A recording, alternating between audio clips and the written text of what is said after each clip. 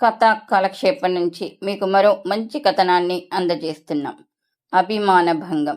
రచన దుర్వాసుల కామేశ్వరి.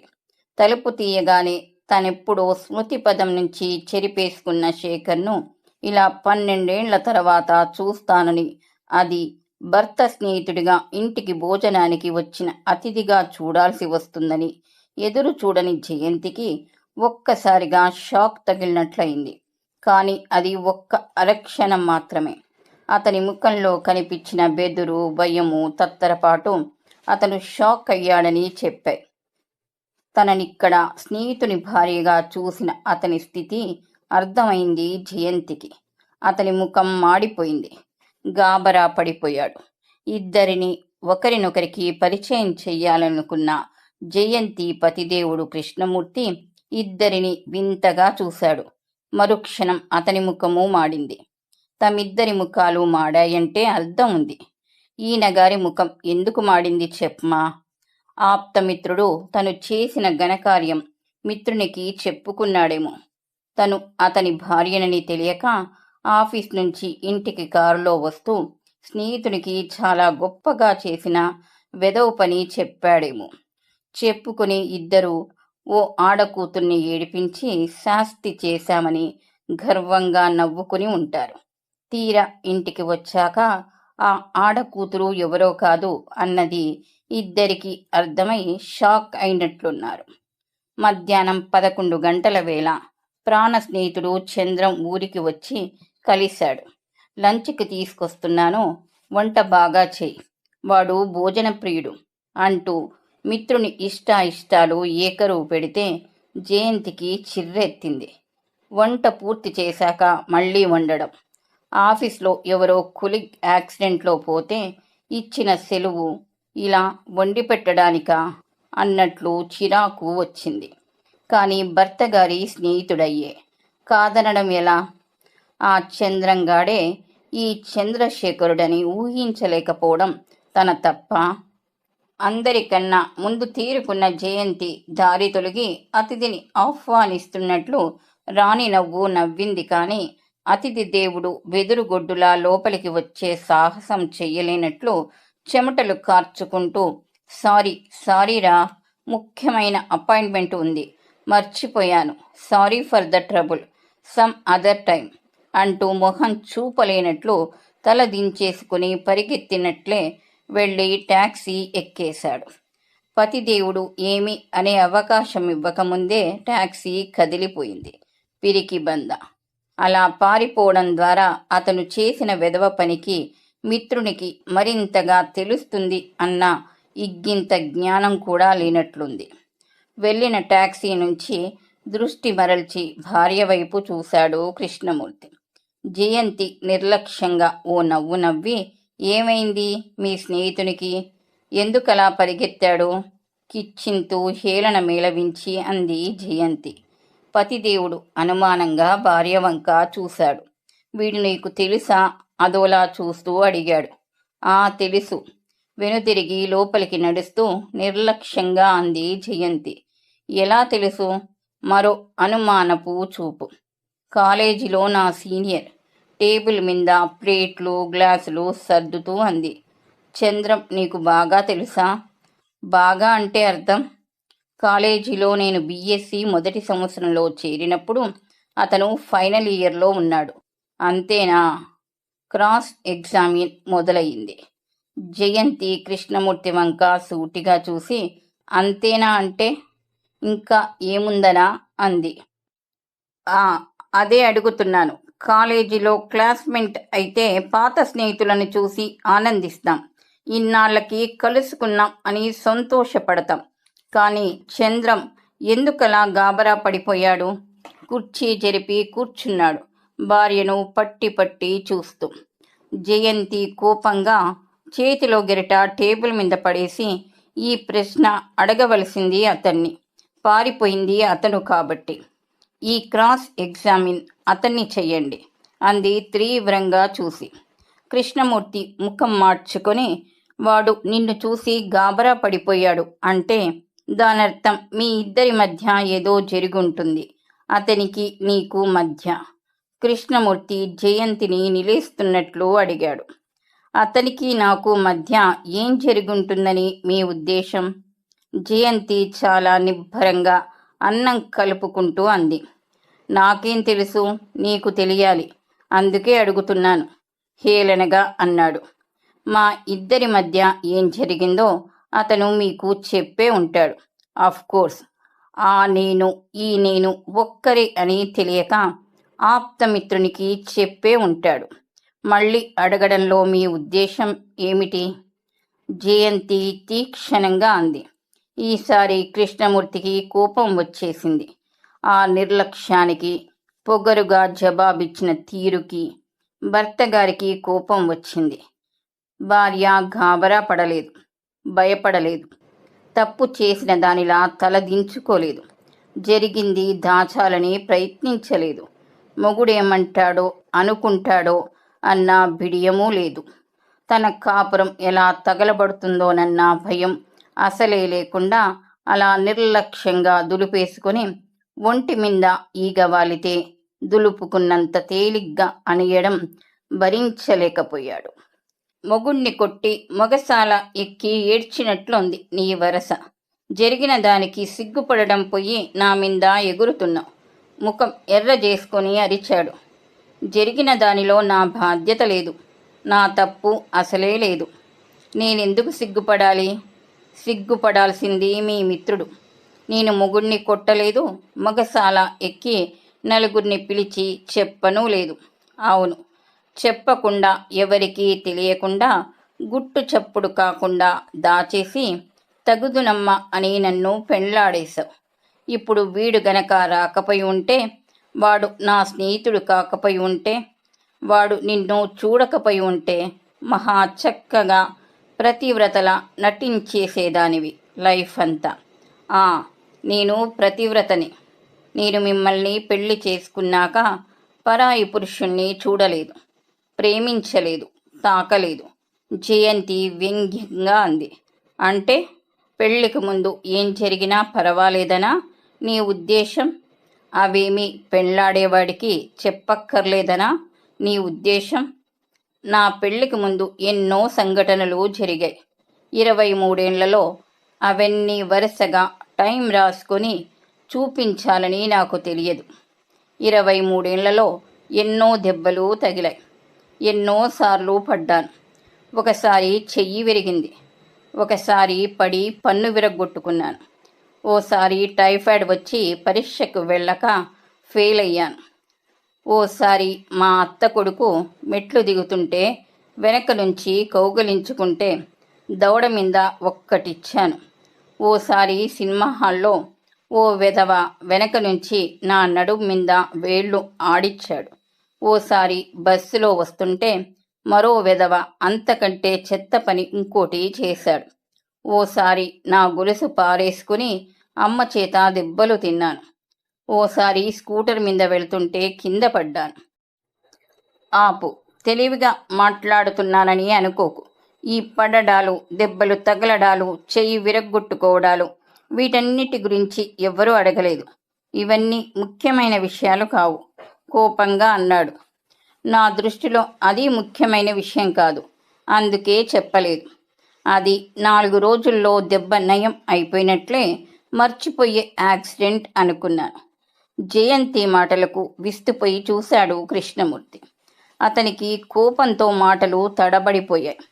ఒక భార్య భర్తతో ఇంత నిబ్బరంగా నిర్లక్ష్యంగా మాట్లాడడం సహించలేకపోతున్నాడు. సిగ్గుపడి బెదిరిపోయి తప్పైంది అని ప్రాధేయపడకుండా, జరిగింది అవమానం అనుకోకుండా చెయ్యి విరిగిందన్న విషయం అంత మామూలుగా ఆ విషయం తీసుకొని మాట్లాడడం అతను ఎదురు చూడని విషయం. ఓ ఆడదాన్ని ఒక మగాడు బలాత్కారం చేశాడంటే శీలం పోవడం. ఇంత తేలిక విషయంగా మాట్లాడుతున్న జయంతిని ఆమె నిబ్బరాన్ని చూసి నోట మాట రానట్లుండిపోవడం అతని వంతయింది. నిన్ను ఓ మగాడు మానభంగం చేస్తే అతని మాట పూర్తి కాలేదు. జయంతి భద్రకాళిలా అరిచింది. Stop it, don't use that word. తర్జాని చూపించి బెదిరిస్తూ కళ్ళెర్రజేసింది. ఆ మానభంగం అన్నమాట వాడొద్దు.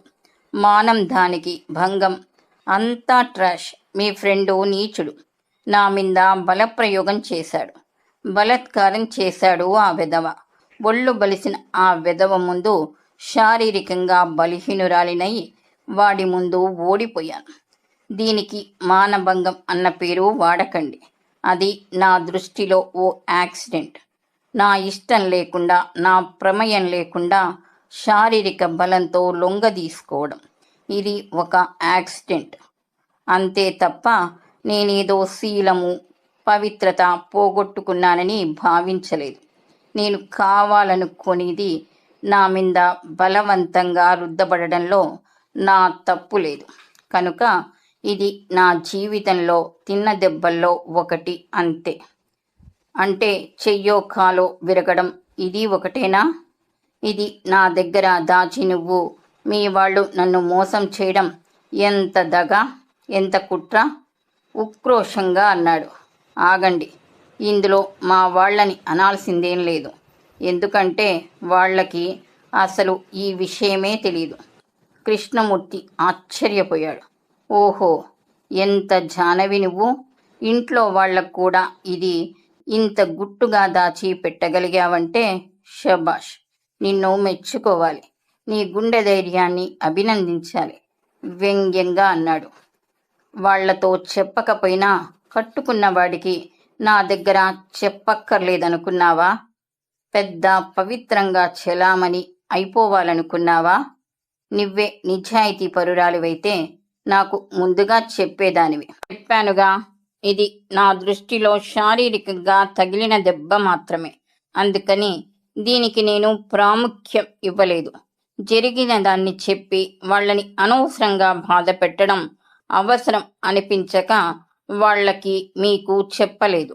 నేను కావాలని ఇంకెవరినో మానసికంగా ప్రేమించి వాడితో శారీరక బంధం ఏర్పరచుకొని అది దాచి మిమ్మల్ని పెళ్లాడి ఉంటే అది తప్పు నా దృష్టిలో. అసలు పెళ్లి కాకముందు అనేకం జరుగుతుంటాయి. మీరు ఎందరో అమ్మాయిల వెంట పడి ఉండవచ్చు, ఉత్తరాలు రాసి ఉండవచ్చు, లంచ్లకి డిన్నర్లకి వాళ్ళను తీసుకెళ్ళి ఉండవచ్చు.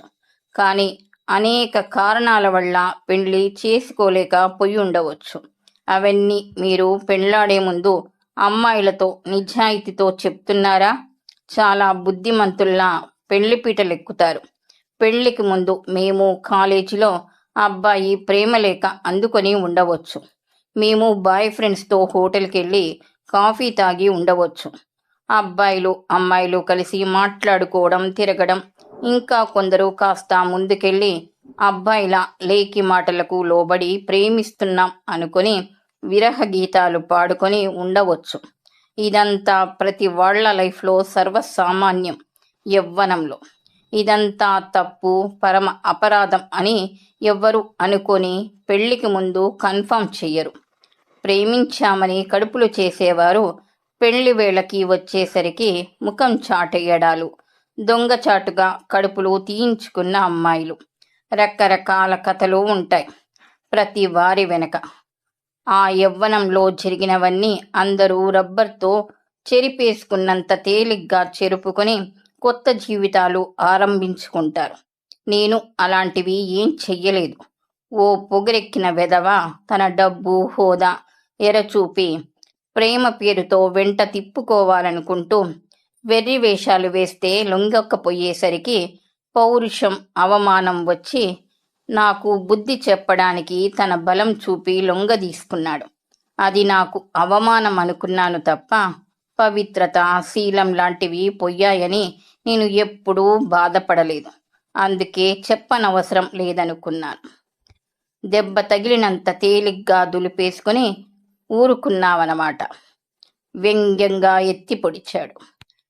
లేకపోతే ఏం చెయ్యాలట? ఊరు వాడ అరిచి చెప్పి పోలీస్ రిపోర్ట్ ఇచ్చి కోర్టుకెక్కి రొస్టుపడాలా? కోర్టులకి చూపించాల్సిన సాక్ష్యాలు నా దగ్గర లేవు. కోర్టులు ఏమాత్రం న్యాయం చేస్తున్నాయో చూస్తున్నాంగా. కోర్టుకెక్కే ధైర్యం నాకున్నా న్యాయం జరుగుతుందన్న నమ్మకం లేక కోర్టుకు ఎక్కనక్కర్లేదు, కానీ అంత తేలిగ్గా ఏ ఫీలింగ్స్ లేకుండా దులిపేసుకున్నావంటే నీ గుండె ధైర్యాన్ని మెచ్చుకోవాల్సిందే. ఏ ఫీలింగ్స్ కలగలేదని నేను చెప్పానా? నాకిష్టం లేకుండా శారీరక బలంతో నా శరీరాన్ని బలవంతంగా లొంగదీసుకున్నాడన్న కసి, ద్వేషం, అవమానం, సిగ్గుతో నా మనసు, శరీరం దహించుకుపోయాయి. ఏ చెత్త వెదవో వాడి అశుద్ధం నా ఒంటి నిండా పామినంత అసహ్యం, జుగుప్స, చీదరింపు కలిగింది. ఆ వెదవ వాడిన ఈ శరీరాన్ని ఎలా శుభ్రపరుచుకున్నానో తెలుసా? ఒక బాల్చీడు వేడి నీళ్ళల్లో అరసీసాడు డెటాల్ వంపాను.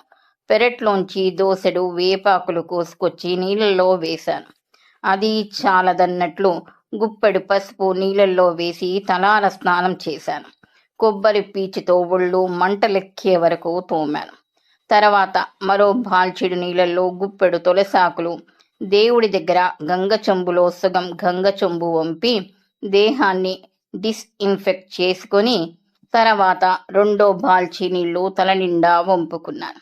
అప్పటికి శరీరాన్ని అంటిన మైల తొలగిందనిపించింది. మానసికంగా పడిన అవమానం తొలగించుకోవడానికి తడి బట్టలతో వెళ్ళి దేవుడి ముందు దీపం వెలిగించాను. దాంతో శారీరకంగా, మానసికంగా ప్రక్షాళన జరిగినట్టు తృప్తి పడ్డాను. స్థిరంగా అంది. కృష్ణమూర్తి భార్య వంక వింతగా చూశాడు. ఆశ్చర్యంగా విన్నాడు. ఏమనాలో తెలియక మాటలకి తడుముకున్నాడు. జరిగిన దానికి కోపగించుకోవాలో, భార్యకి సానుభూతి చూపాలో అన్నది కూడా అతనికి అర్థం కాలేదు. ఇలా ఎందుకు చేశాడు చంద్రం? గొనికాడు. చివ్వున తలెత్తి రోషంగా చూసింది జయంతి. ఎందుకంటే మీ మగాళ్ళకి ఓ ఆడది తనని లెక్క చెయ్యకపోతే పౌరుషం వచ్చేస్తుంది, అవమానం అనిపిస్తుంది. తన డబ్బు, అందం, హోదాని నేను కేర్ చెయ్యలేదన్న ఉక్రోషం. అసలు ఇదంతా ఎందుకు, ఎలా జరిగింది? మీ ఫ్రెండు చెప్పాడేమో, మళ్ళీ ఎందుకు అడుగుతారు? తీవ్రంగా అంది. నీ వర్షన్ విందామని. మా కామన్ ఫ్రెండ్ ఒకడు వీడు కాలేజీలో చేసింది చెప్పాడు. వీడు సరిగ్గా చెప్పలేదు. కుతూహలంగా చూశాడు. ఏం జరిగింది? 14 ఏండ్ల క్రితం కాలేజీలో చదువుకునే టీనేజ్ వయసు, తలుకు బెలుకు వగురు పొగురు ఉండే వయసులో ఓ ఆడపిల్ల, అందులో అందంగా ఉండే ఓ అమ్మాయి, ఎంతో హాయిగా ఆనందంగా తుళ్ళుతూ ఆడిపాడే వయసు అమ్మాయి, కలలు కనే వయసు.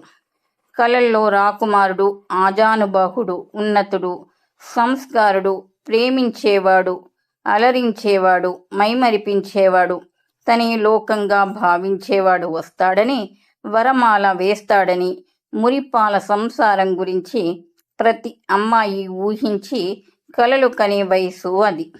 మగవాడంటే హుందాగా ఉండాలి, హుందాతనంలో సెన్స్ ఆఫ్ హ్యూమర్ ఉండాలి, తెలివిగా చదవాలి, ఆడపిల్లలంటే గౌరవించాలి, లేకిగా ఉండకూడదు, చీప్గా ప్రవర్తించరాదు. అలాంటి అబ్బాయిలనే అమ్మాయిలు లైక్ చేస్తారు, ప్రేమిస్తారు, గౌరవిస్తారు అని కొన్ని స్థిరాభిప్రాయాలు ఏర్పరచుకునే వయసు అది.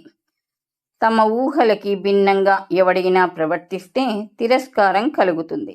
అదే జరిగింది చంద్రశేఖర్ను చూసిన క్షణంలో జయంతికి.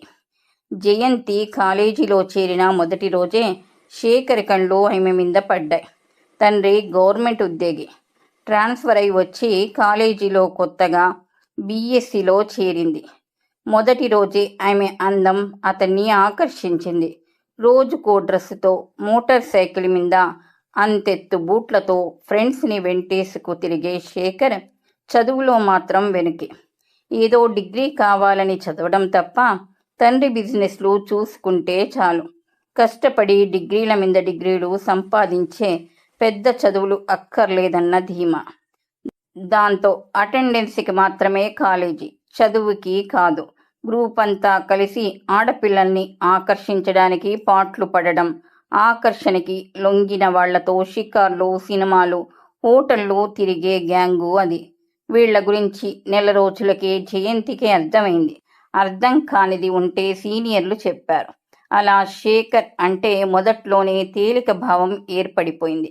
అతను రోజు రోజుకి ఆమె పట్ల ఆకర్షితుడైన కొద్దీ ఆమెకి అతని పట్ల ఏహత రోజు రోజుకి పెరిగింది.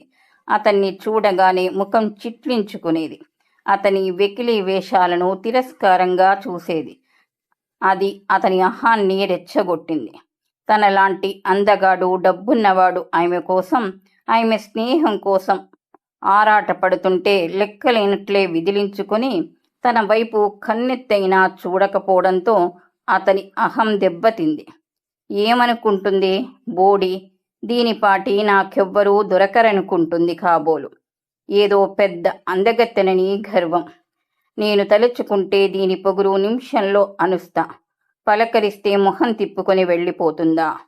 పుస్తకం అడిగితే విసురుగా లేదంటుందా? చూస్తున్నా దీని వరస. మిత్రుల దగ్గర ఉక్రోషం వెళ్ళగక్కేవాడు. మిత్ర బృందం 4 సమిదలు వేసి మంట ఎగదోసేవారు. స్నేహితుల చెల్లెళ్ల ద్వారా రాయబారాలు నడిచాయి. పాపం ఆ శేఖర్ నువ్వంటే పడి చేస్తున్నాడే. పాపం అంతలా వెనకపడుతుంటే మాట్లాడితే నీ సొమ్మేం పోతుంది? స్నేహితురాళ్ళు వకాల్తా పుచ్చుకున్నట్లు మాటలు. ఛ, వాడిని చూస్తేనే నాకు తిక్కరేగుతుంది. చదువు సంధ్య లేకుండా రోజుకో డ్రెస్ వేసుకొని మోటార్ సైకిళ్ళ మీద తిరగడం గొప్ప అనుకుంటాడు కాబోలు. అది చూసి ఆడపిల్లలు వలలో పడిపోతారనుకుంటున్నాడేమో. వాడి సంగతి నా దగ్గర చెప్పొద్దు. అసహ్యం అంతా మాటల్లో ముఖంలో చూపించింది. ఆ కబురు శేఖర్ దగ్గరికి చేరింది. అవమానం జరిగిపోయినట్లు ఉడికిపోయాడు. మిత్రులు మరింత ఎగదోశారు. వాడి బాబుకి 2 ఫ్యాక్టరీలుంటే నాకేం, 3 కార్లుంటే నాకేం, అవన్నీ వాడి బాబుకున్నాయి. వీడికేముందంట? చదివి అవన్నీ వాడు సంపాదిస్తే అప్పుడు వస్తుంది గౌరవం.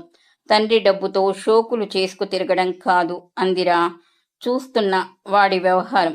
సిగ్గు లేకుండా ఆడపిల్లల్ని ఏడిపించడం, కామెంట్స్ పాస్ చేయడం గొప్ప అనుకుంటున్నాడేమో. అది వాడి సంస్కారాన్ని తెలుపుతుంది. ఇలాంటి కబుర్లు అన్నీ విన్నా శేఖర్ మొహం అవమానంతో మాడిపోయింది. జయంతి తిరస్కారం అతనిలో కక్ష రేపింది. తనని గడ్డిపోచలా తీసిపారేయడం సహించలేకపోయాడు. తను గడ్డిపోచ కాదన్నది ఆమెకు అర్థం అవ్వాలన్న పంతం పెరిగింది. ఆమె అహం అణచాలన్న ప్రతీకార వాంఛ రోజు రోజుకి పెరిగింది. అదును కోసం వేచాడు.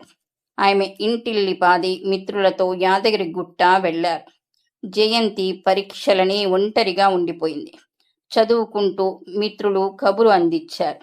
4 గంటల వేళ ఎవరూ చూడకుండా తలుపు తట్టాడు. ఎవరో అనే తలుపు తీసిన జయంతికి మాట్లాడే అవకాశం గాని, అరిచే అవకాశం గాని, ప్రతిఘటించే అవకాశం గాని ఇవ్వకుండా వెంట తెచ్చుకున్న రుమాలు నోట్లో కుక్కి తెచ్చిన తాడుతో చేతులు కట్టి ఆమె మీద కక్ష తీర్చుకున్నాడు. ఆమె కళ్ళల్లో నిస్సహాయత్వం అతని అహాన్ని అణిచింది. ఆమె కంట తిరిగిన నీరు ప్రతీకార జ్వాలని చల్లార్చింది.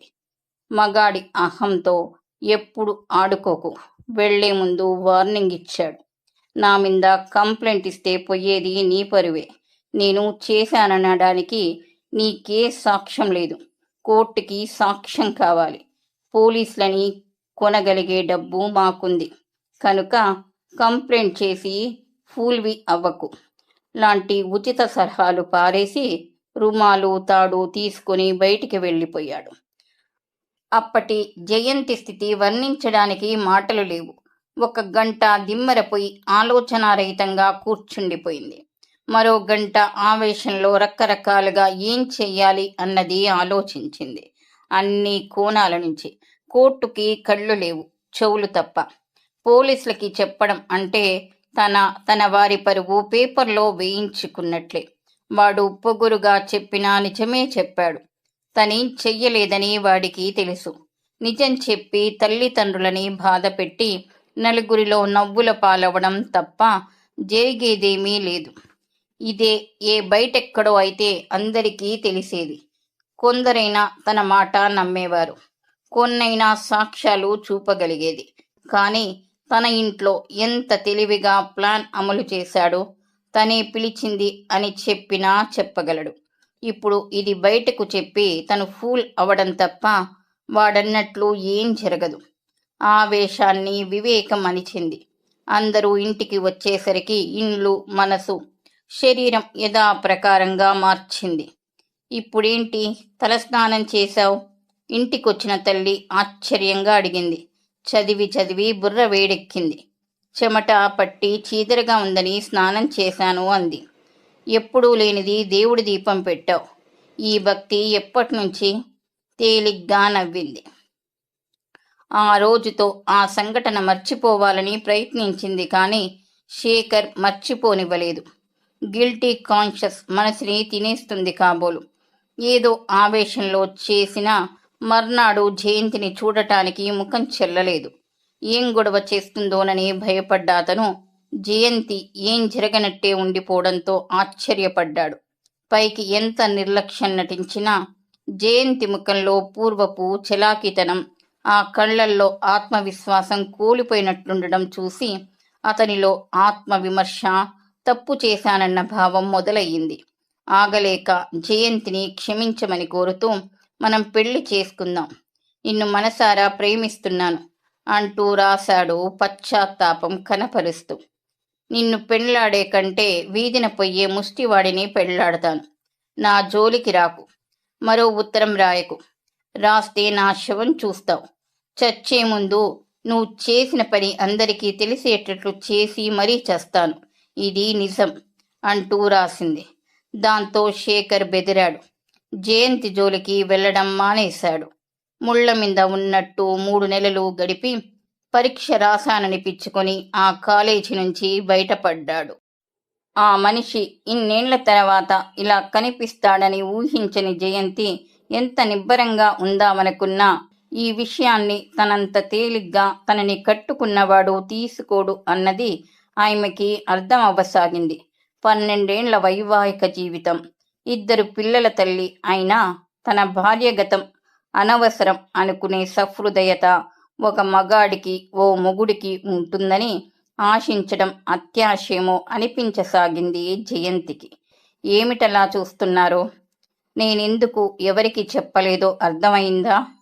కానీ నాకు అర్థం కానిది ఏమిటంటే, అప్పుడు అంత పశ్చాత్తాపం ఒలకబోసి తర్వాత నా జోలికి రావడం మానేసిన ఆ శేఖర్ పనిగట్టుకొని ఇన్నాళ్ల తర్వాత మీరెవరో తెలియకుండా ఎందుకు చెప్పాడు? మీరు ఎవరో తెలిసి చెబితే నా మీద కసి తీర్చుకోవడానికి, నా కాపురం పాడు చేయడానికి చెప్పాడని అనుకోవచ్చు. పాత సంగతి ఎందుకు తవ్వాడు? సలోచనగా చూస్తూ అంది. వాడు నాతో చెప్పలేదు. నేనే వాడిని అడిగా. కృష్ణమూర్తి అన్నాడు. మీరడిగారా? మీకెలా తెలుసు ఈ విషయం? ఈసారి ఆశ్చర్యపోవడం జయంతి వంతైంది. మా ఇద్దరికి కామన్ ఫ్రెండ్ శ్రీధర్ అని ఉన్నాడులే. నేను శేఖర్ కంటే ఓ ఏడాది సీనియర్ని. నేను కాలేజీ నుంచి వెళ్ళిపోయాక జరిగిన సంఘటన. ఆ మధ్య శ్రీధర్, శేఖర్ నా జూనియర్ అయిన రూమ్మేట్. మా ఇద్దరి స్నేహం తెలిసిన శ్రీధర్ శేఖర్ చేసిన పని చెప్పాడు. అది గుర్తు వచ్చి అడిగా. పాపం వాడు నాకు తెలిసిందని చాలా సిగ్గుపడుతూ చేసిన తప్పు చెప్పాడు. ఏమిటోరా, ఆ అమ్మాయి నన్ను నిర్లక్ష్యం చేసి రెచ్చగొట్టిందన్న అహంతో ఉడుకు రక్తం వేడిలో ముందు వెనకలు ఆలోచించకుండా ఆవేశంతో ఆ అమ్మాయి జీవితంతో ఆడుకున్నాను. ఆ వయసులో పొగురు, వగరు, ప్రతీకారం తీర్చుకునేంతవరకు దుగ్ధ చల్లారలేదు. ఇప్పుడు ఆలోచిస్తే ఎంత సిగ్గుగా ఉంటుందో. తప్పు చేసిన పశ్చాత్తాపం నన్ను నిలవనీయలేదు. చేసిన తప్పుకి పరిహారంగా ఆ అమ్మాయిని పెళ్లాడదాం అనుకున్నాను. కానీ ఆమె అభిమానవతి. చీకొట్టి తన జోలికి వస్తే ఆత్మహత్య చేసుకుంటానని బెదిరించింది. దాంతో ఆ ప్రయత్నం మానుకున్నాను. ఈ శ్రీధర్ గాడు ఇన్నాళ్ల తర్వాత పనిగట్టుకుని నీకు చెప్పడమేమిటి అంటూ బాధపడ్డాడు, సిగ్గుపడ్డాడు. ఇది వరకు శేఖర్ కాదులే వాడు, ఇప్పుడు మిత్రుని గురించి సానుభూతి చూపాడు. ఓహో, స్నేహితుడు వెధవ పని చేసినా మీకేం కోపం రాలేదు, కానీ నా తప్పు లేకపోయినా నన్ను నిలేస్తున్నారు. అంతేలేండి. పరాయి మగాడి ఇంట ఉన్నందుకే అగ్ని పరీక్ష పెట్టిన శ్రీరామచంద్రుడి వారసులుగా మీరు మగాడి తప్పు లెక్కలోకి రాదు. కానీ ఆడదాని తప్పు భూతద్దంలో చూడటానికి ప్రయత్నిస్తారు వ్యంగ్యంగా అంది. కృష్ణమూర్తి తలదించుకొని అన్నం కెలుకుతూ కూర్చున్నాడు. ఏమిటి ముఖం అలా పెట్టారు? ఇంకా జరిగిన దానికి నా తప్పు లేదనిపించడం లేదా? నీ తప్పు ఉన్నా లేకపోయినా, కావాలని చెయ్యకపోయినా జరగాల్సిన అనర్థం జరిగింది. పోవాల్సింది పోయింది కదా. ఏమిటి పోయింది చెప్పండి. ఆహా చెప్పండి. శీలం పోయిందా? పవిత్రత పోయిందా? మానం మంటగలిసిందా? ఏం పోయిందో డొంక తిరుగుడు లేకుండా స్పష్టంగా చెప్పండి తీక్షణంగా అంది. కృష్ణమూర్తి జవాబివ్వలేదు. అయితే పోయిన దానికి పాప పరిహారం ఏమిటిది? అగ్నిప్రవేశం చెయ్యాలా? సీతమ్మ వారిలా చేస్తే కాలి బూడిదవుతాను కానీ బతికి బయటపడను. నిప్పులో దుమ్కిన నా శీలం నిరూపించబడదు. పాపం నాతో 12 కాపురం చేసినందుకు మీరు అపవిత్రమైపోయి ఉంటారు. పదండి, ఇద్దరం వెళ్ళి గంగలో మునిగి పునీతులం అయివద్దాం హేళనగా ఎత్తి పొడిచింది కృష్ణమూర్తి మౌనాన్ని సహించలేక. కృష్ణమూర్తి ఉక్రోషంగా లేచి లోపలికి వెళ్ళిపోయాడు. కృష్ణమూర్తి మగ మనస్తత్వం అర్థమైంది జయంతికి. ఒక మగాడు మొగుడి స్థానంలో ఉన్నవాడు ఈ విషయం తేలిగ్గా తీసుకోడు. కనీసం తేలిగ్గా తీసుకున్నట్టు కనపడడానికి ఇష్టం ఉండదు. పట్టించుకోకపోతే 4 రోజులు పోతే అతనే సర్దుకుంటాడు అనుకుంది జయంతి. జితి ఆలోచన తప్పన్నట్టు, అంత సులువుగా క్షమించను అన్నట్టుగా 1-2 నెలలైనా కృష్ణమూర్తిలో మార్పు రాలేదు. ఒకే గదిలో ఒకే పక్క మీద పడుకున్న ఇద్దరి మధ్య యోజనాల దూరం పెరిగింది. జయంతి వండడం పెట్టడం, పిల్లలు, ఇంటి పని, ఆఫీస్ పని, పైకి అన్నీ యథావిధిగా జరుగుతున్నాయి. లోపల ఇద్దరి మధ్య జరిగేది బయటికి తెలిసే అవకాశం లేదు. పిల్లలు చిన్నవాళ్ళు. తల్లిదండ్రుల మధ్య భేదాభిప్రాయాలు అర్థం చేసుకునే వయసు లేదు వారికి. మాట మంతి కరువై తప్పుకు తిరిగే కృష్ణమూర్తిని చూసి ఒళ్ళు మండి నిలేసింది ఓ రోజు జయంతి. ఏమిటి మీ ఉద్దేశం? మీ ఈ ప్రవర్తనకి అర్థమేమిటి? ఏ ప్రవర్తన? నేనేం చేశాను? ముభావంగా అన్నాడు. జయంతి హేళనగా నవ్వింది. అవును, ఏం చెయ్యలేదు. తిట్టలేదు, కొట్టలేదు. చాలా తెలివైన వారు కదా. సైలెంట్ టార్చర్ చేస్తున్నారు. ఈ రకంగా శిక్షించి తృప్తి పడుతున్నారు. నేను చెయ్యని తప్పుకు కసిగా అంది. చూడు, నేను నిన్నేమన్నా అన్నానా? మనిద్దరి మధ్య భార్యాభర్తల బంధం తప్ప మిగతా దానిలో మార్పేమీ లేదు కదా. పిల్లల కోసం మనం కలిసి ఉండక తప్పదు కదా. ఇంతకంటే సర్దుకోవడం నా వల్ల కాదు. ఓహో, పిల్లల కోసం కలిసి ఉన్నారన్నమాట. లేకపోతే నన్నీ పాటికి ఇంట్లోంచి తన్ని తగిలేసేవారు కాబోలు. పర్వాలేదు, పిల్లల కోసం మీరంతా త్యాగాలు చెయ్యక్కర్లేదు. నాకు ఉద్యోగం ఉంది. పిల్లల్ని నేను పోషించుకోగలను. ఈ చెడిపోయిన దానికి డైవర్స్ ఇచ్చి మీరు మహారాజుల 2వ పెళ్లి చేసుకోండి ఉక్రోషంగా అంది. చెడిపోయావని అనలేదు కానీ చూస్తూ చూస్తూ నీతో నా వల్ల కావడం లేదు. నాకేం పెళ్లాడాలన్న కోరిక లేదు. మన వల్ల పిల్లలు బాధపడకూడదు. నన్ను అర్థం చేసుకో. ఈ 4 గోడలు దాటి వెళ్లాల్సిన అవసరం లేదు. ఎంతటి అవకాశవాదులు మీరు. ఇప్పుడు భార్య ఇలాంటిదని తెలిస్తే అవమానం. ఇప్పుడు భార్యని ఇంట్లోంచి పంపించేస్తే లోకం ఏమంటుందోనని భయం. ఇల్లాలు ఇంట్లో లేకపోతే ఎదుర్కొనే ఇబ్బందులు తలుచుకునే భయం. పిల్లల్ని, ఇంటిని చూసుకోవడం. రేపు పిల్లల భవిష్యత్తు తల్లి ఇలాంటిదని తెలిస్తే ఏమవుతుందోనని భయం. ఇన్ని భయాలతో దయతలిచి నన్ను ఇంట్లో ఉండనిస్తున్నారు. నేనేం మగాడి పొందు కోసం మొహం వాచి ఏడుస్తున్నాననుకోకండి. ఆడదానికి భర్త నుంచి కావాల్సింది కాస్తంత ప్రేమ, అనురాగం, సానుభూతి. నేనున్నాననే భరోసా కావాలి. కానీ జయంతి, నన్ను అర్థం చేసుకో. మనం అనవసరంగా రొస్టుపడొద్దు. నాకు కొంత టైం ఇవ్వు. నిన్ను వదులుకోవాలని నాకేం లేదు. నా మనస్థితి అర్థం చేసుకో. కాలం అన్ని గాయాలు మాన్పుతుంది. గాయం తగిలింది నాకైతే అది మానడానికి మీకు టైం ఇవ్వాలి. Well said. ఎనీహో, నన్ను ఇంట్లో ఉండటానికి పర్మిషన్ ఇచ్చినందుకు థ్యాంక్స్ చెప్పను. ఎందుకంటే నన్ను పొమ్మనే హక్కు మీకు లేదు గనక. ఇది నా ఇల్లు. ఇక్కడి నుంచి నన్ను పంపాలంటే కోర్టుకెక్కి విడాకులు తీసుకోవాలి మీరు. మన మధ్య భార్యాభర్తల సంబంధం లేదన్నప్పుడు ఇంకా ఈ మంచం మీద పడుకోవడం అనవసరం. జయంతి విసురుగా గదిలోంచి వెళ్ళిపోయింది. రాత్రి 11 గంటల వేళ మంచి నిద్రలో ఉన్న జయంతి ఒంటి మీద చెయ్యి పడేసరికి ఉలిక్కిపడి కళ్ళు తెరిచింది. చెయ్యి పట్టి లాగుతున్న కృష్ణమూర్తిని చూసి చీత్కారం చేస్తూ చెయ్యి వదలండి తీక్షణంగా అంది, చెయ్యి విదిలిచ్చి కొట్టి. జయ, ప్లీజ్ రా మన గదిలోకి. జరిగింది మర్చిపోదాం. జరిగింది ఓ పీడకలని మర్చిపోదాం అనునయిస్తూ అన్నాడు. జయంతి అతన్ని ఓ పురుగుని చూసినట్టు తిరస్కారంగా చూసింది. వెళ్ళండి ఇక్కడి నుంచి. మరెప్పుడు నా ఒంటి మీద చెయ్యి వేసే సాహసం చేయకండి. జరిగింది మీ అవసరం కోసం మీరు మర్చిపోదలిచినా నేను మర్చిపోను. ఈ మాట ఆ రోజు 6 నెలల క్రితం అనుంటే తప్పకుండా మర్చిపోయేదాన్ని. Now it is too late. ఆడదాని అవసరం కోసం ఆత్మాభిమానం మీరు వదులుకోగలరేమో, కానీ చేసిన అవమానం నేను మర్చిపోలేను. వెళ్ళండి ఇక్కడి నుంచి, చాలా కటువుగా అంది. ప్లీజ్. నీ కోపం నాకు అర్థమైంది జయ.